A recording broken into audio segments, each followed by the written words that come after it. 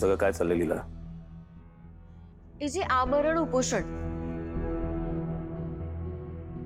लीला, मी तुला विचारतोय,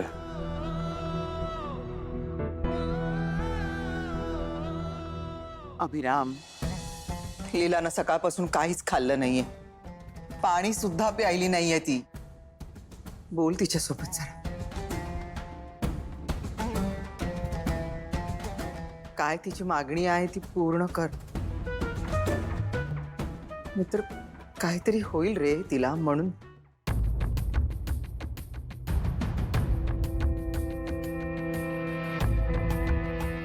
बघ जरा तिच्याकडे बघ. एरवी हसत खेळत असणारी आपली लीला आज किती उदास आहे बघ. असं बघत नाही रे तिला.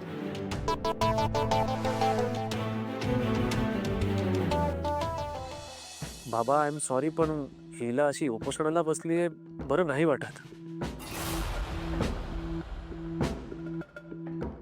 हा म्हणजे बाबा, तुम्ही इतरांच्या बाबतीत असं न्यायाने वागता ना, मग लीलाच्या बाबतीत असा हट्ट का धरलाय तुम्ही? तिच्या ज्या काही मागण्या आहेत त्या पूर्ण करा ना. मुलंही सांगतायत तुला, ऐक जरा बाळा. माझं नको ऐकू, त्यांचं तर ऐक. बाबा, आमच्यासाठी आम्ही काहीच मागत नाही आहोत, पण ऍटलीस्ट लीलासाठी तरी. हो हो बाबा, दादा बरोबर बोलतोय. ऍटलीस्ट आता तरी तिच्या मागण्या पूर्ण करा. क्वाइट प्लीज, शांत बसा सगळे. लीला, वी नीड टू टॉक. लीला, मी तुझ्याशी बोलतोय. आजी, यांना म्हणावं, जोपर्यंत माझ्या मागण्या पूर्ण होत नाहीत तोपर्यंत मी त्यांच्याशी बोलणार नाही.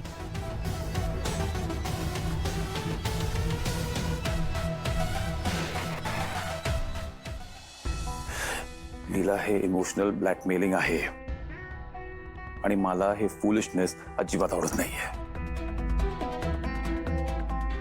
आई, सांग तिला.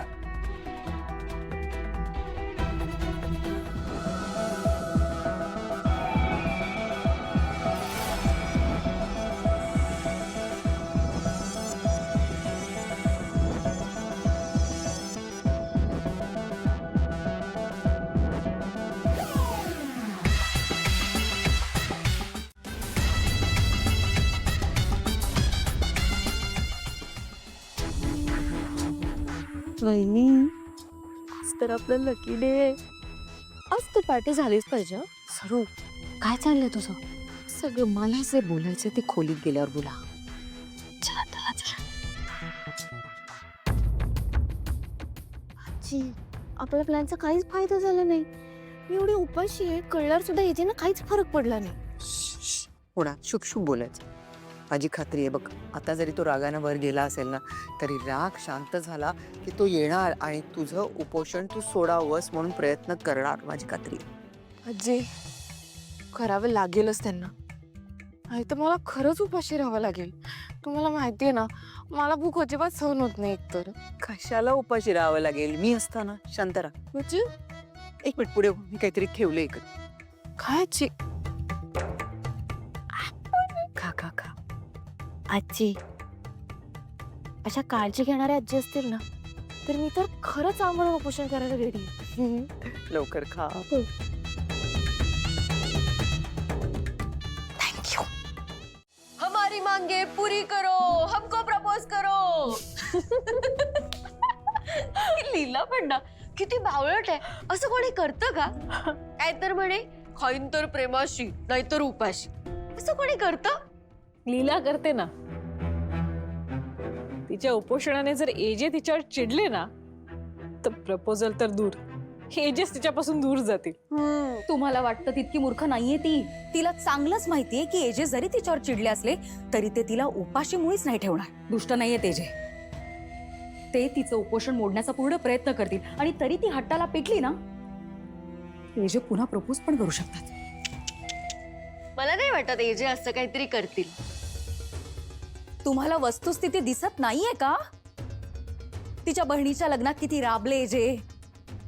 तिच्यासाठी आपल्याला शिक्षा केली. संक्रांतीला स्वतःच्या हाताने तिच्यासाठी हलव्याचे दागिने बनवले. एजे प्रेमात पडलेत तिच्या प्रेमात. तिच्या इच्छेप्रमाणे एकदा तिला प्रपोज करून झालंय त्यांचं, ते तिला पुन्हा प्रपोज करू शकतात. या वहिनी, मग आपण काय करायचं? नाही म्हणजे हे असंच घडत राहिलं तर एजे तिचं सतत ऐकत बसतील सगळं. नाही, असं झालं तर हे महाभयंकर होईल. आपण असं घडू द्यायचं नाही. आपण असं काहीतरी करूयात की ती स्वतःचं उपोषण मोडेल. पण मग असं काय करायचं बहिणी? सांगते.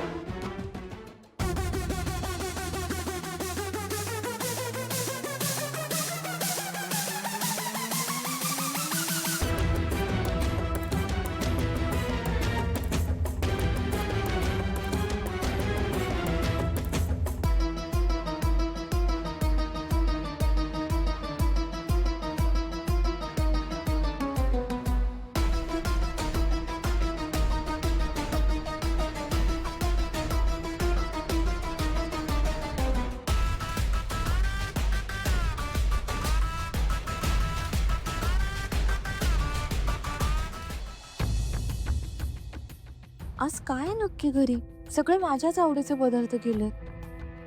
अरे यार, मी आजच का उपोषण केलं? आजी, एजे, प्रमोद, विराज, किशोर, या लवकर, नाश्ता लागलाय. मला माहिती ह्या मुद्दाम करताय. खूप भूक लागली मला. पार्टनर, आता काय करू मी?